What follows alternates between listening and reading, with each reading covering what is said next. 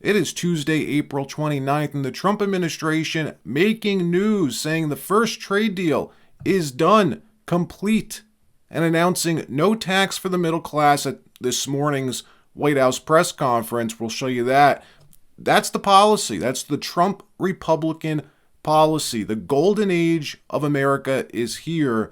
Also, corporate media being exposed this morning. A new report showing the complete double standard on how the big three media networks in this country cover this administration versus the last. Wait till you see this. And Canada has voted. The election is over, and President Trump thrilled with the results, and more stories as well from around the country. But before we get started, thank you for liking and sharing these videos. It really helps out the channel. And consider subscribing so you don't miss these regular updates.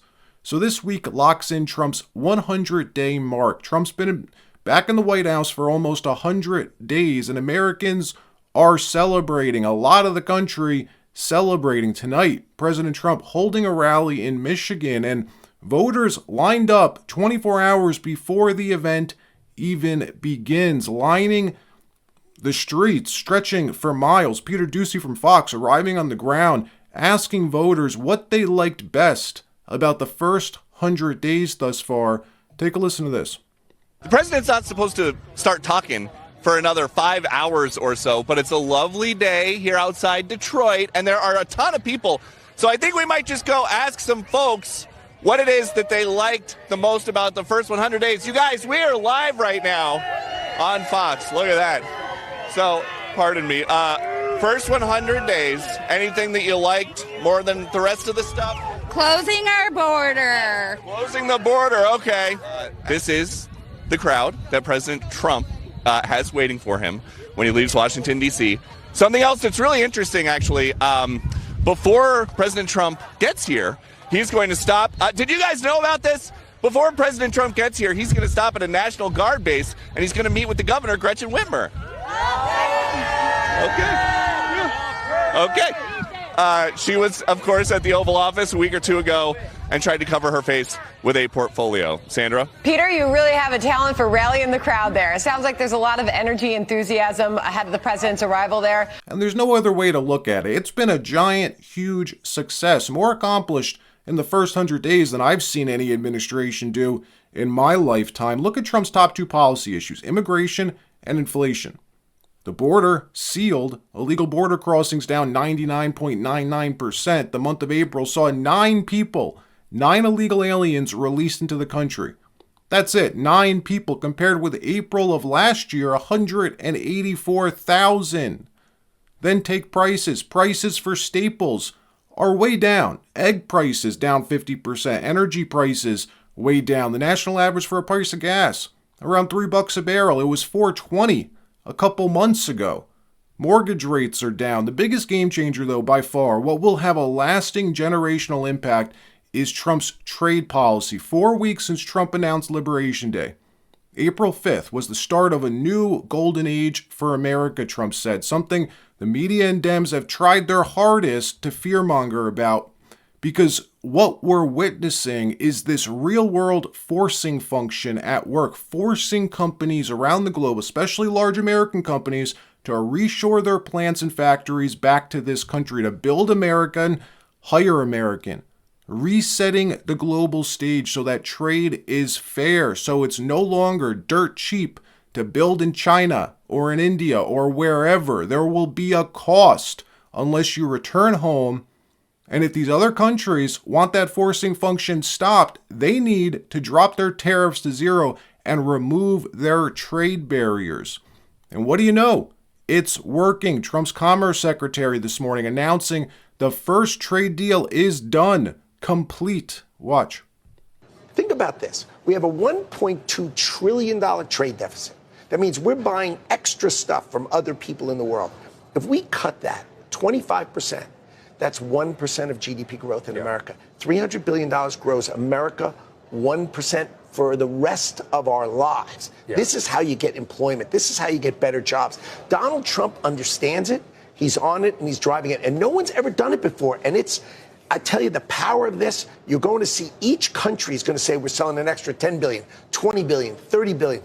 It's going to be amazing. When do we get the deals? Right before we went live, there was a segment on about India, and your colleague, Treasury Scott Bessent, was saying we're close to a deal. The Japanese came into D.C., kind of left empty-handed. When do we get that big headline, Mr. Secretary, where there is a firm deal? Because you're a markets guy. I don't need to tell you this. If we get a headline that we've signed some deal with China and whatever, you know the markets are going to rip. So, or Scott, actually, I shouldn't say that. Would you say that? Well, Treasury Secretary Bessent is focused on China. That's his portfolio. He's got to get something done with China. And my portfolio is the rest of the world's trade deals. So they are That's coming. a big portfolio. Oh, it's the greatest thing because we have every country in the world, just like Donald Trump has said, who wants to do a deal with us. Now, here's the point. I have a deal. Done. But I need to wait for their prime minister and their parliament to give its approval, which I expect shortly. I'm not going to tell you what country. Let the president. It's just you and me here, and a couple million people hopefully watching. Let the president decide. So, and then there are country after country where we're just working through the details. But you have to remember, they have prime ministers, they have parliament, they have to work through their process. But all of these are going to be coming, and what they're going to be is they're going to be incredibly smart, incredibly thoughtful. They're going to unleash the ability for us to export to them to grow. And they are going to also protect our industry so we can grow. And I think our GDP is going to pop from there. Remember, if we grow our 1% GDP here or 2%, if we cut our trade deficit in half, that's 2% GDP. And then you take the money, right, and you take the growth in America.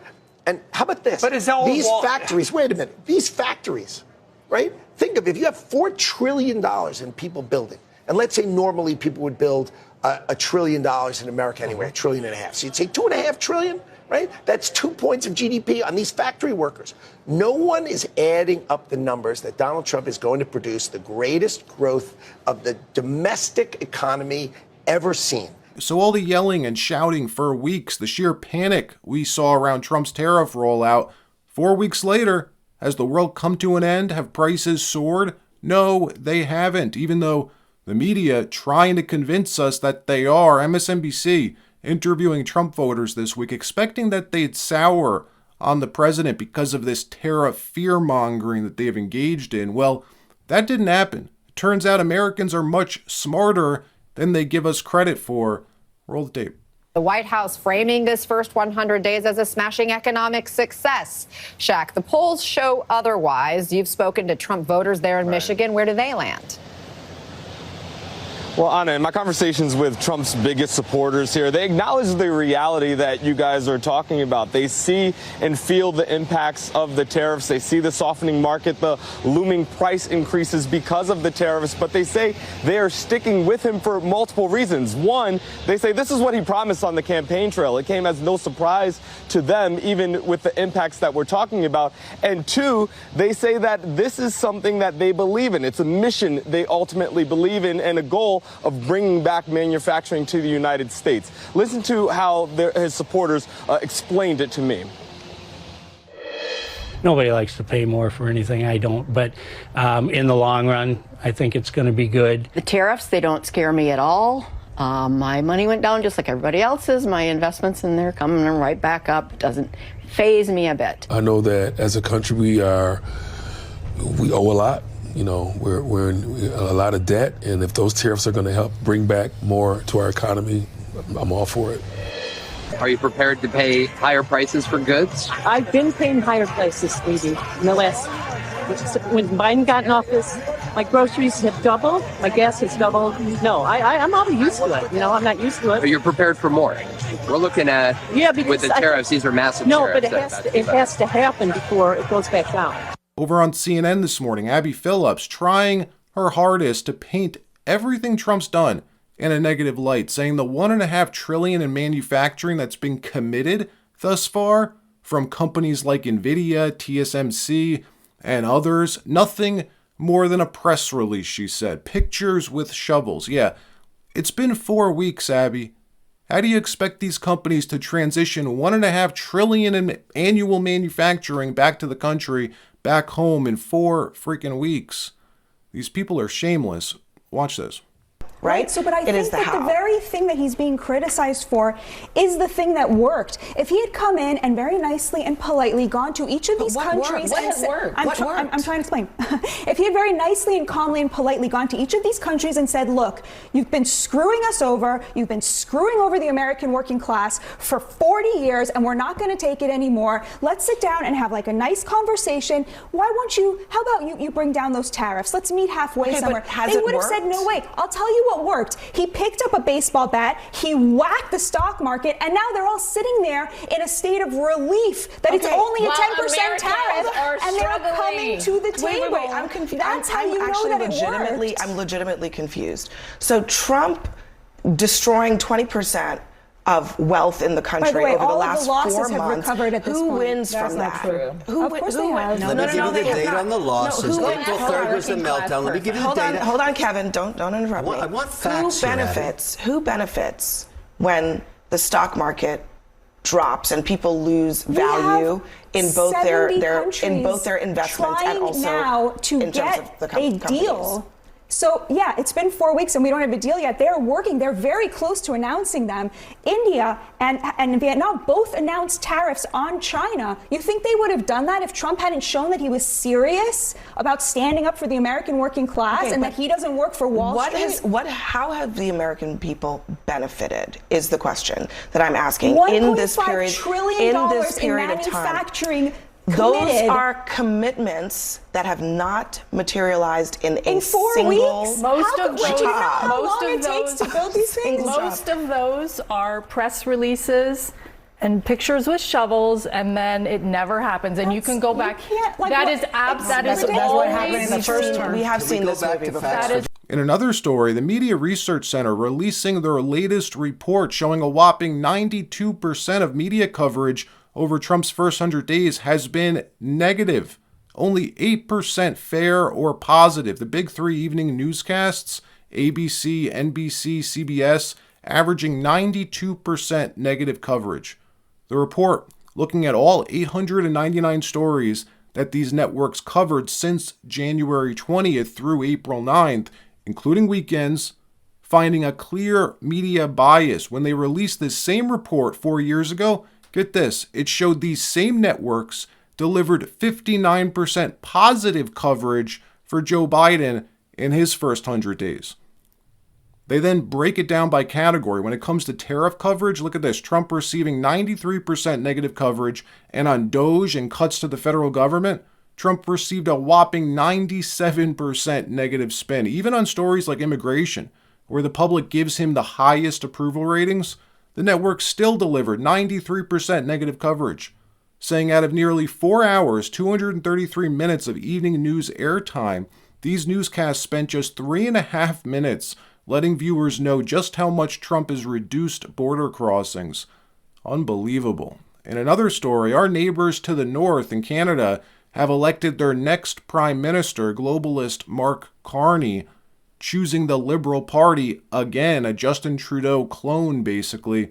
It's still too early to know whether the Liberal Party will have enough seats to form a majority government, but the results for their prime minister are in, and Carney won, which means the Liberal Party will be in power for yet another term, making this the ruling party for almost a decade. Carney telling Canadians in his victory speech last night that President Trump's trying to break us so that America can own us. That will never ever happen, he said, explaining how the world has changed. The old relationship with the U.S., its longtime ally and trading partner, is over. Watch. We are once again at one of those hinge moments of history. Our old relationship with the United States, a relationship based on steadily increasing integration, is over. The system of open global trade, anchored by the United States, a system that Canada has relied on since the Second World War, a system that, while not perfect, has helped deliver prosperity for a country for decades, is over. But it's also our new reality. We are over the shock of the American betrayal, but we should never forget the lessons. But you're going to take us forward. we have to look out for ourselves. And above all, we have to take care of each other. Trump derangement syndrome is alive and well in Canada. The top issue for all boomer voters in Canada, get this, it turns out it's Trump. The exit polls from yesterday's election show that the top issue Canadians voted on was standing up to Trump. You can't make this up. Watch. And you've got a few thousand people in We're this. up around 7,000 right now. But David, just to show the viewers how it differs, just click on there on baby boomers. Okay, so now we're saying this is all respondents. This is just people who are boomers. What do they think is the top issue? Canada-U.S. relations. So you see one of the reasons why older people are voting for the Liberal Party. The Liberal Party is way ahead on this issue. They own it. And if you're a boomer, you're focused on it. Now, what's interesting is as bad as this is for Canadians, it's actually good for the United States. This is who Trump wanted to win the election. As long as the Green Liberal Party stays in power, it means more regulation on oil, natural gas, drilling, mining. It means Canada becomes even a worse place to do business, harder to drill for energy. While Trump's making it as easy as possible to do business here in the U.S., all of the business that Canada loses, the U.S. will gain. That's the strategy. All right, that wraps up this episode. Like, subscribe. We'll see you next time.